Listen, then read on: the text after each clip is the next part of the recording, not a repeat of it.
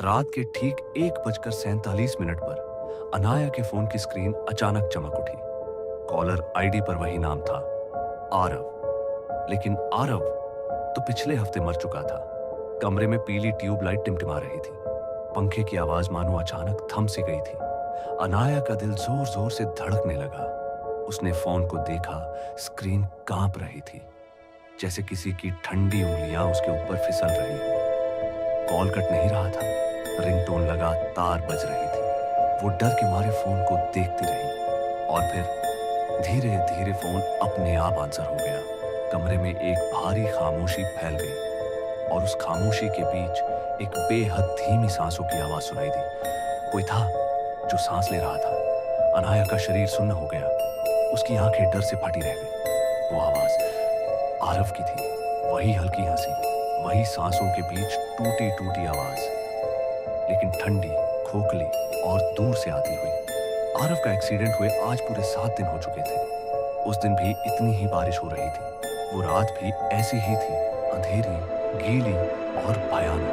Aarav bike से लौट रहा था जब उसकी गाड़ी एक मोड़ पर फिसल गई। लोगों ने कहा वहीं उसकी मौत हो गई थी, लेकिन अनाया को यकीन नहीं था। उसे लगता था शायद आरव अब भी कहीं है, अधूरा, अधमरा, उसी रात में अटका हुआ।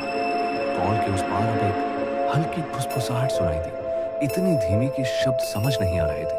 अनाया ने घड़ी देखी, 1:53 सुबह। 7 मिनट हो चुके थे और तभी कमरे की लाइट अचानक बुझ गई। उसके मोबाइल की स्क्रीन पर अब कॉल टाइम नहीं दिख रहा था, सिर्फ एक चीज, लाइव लिखा हुआ था, जैसे कोई रिकॉर्डिंग चल रही हो। उसके बाद स्क्रीन पर आरव का चेहरा उभरने लगा।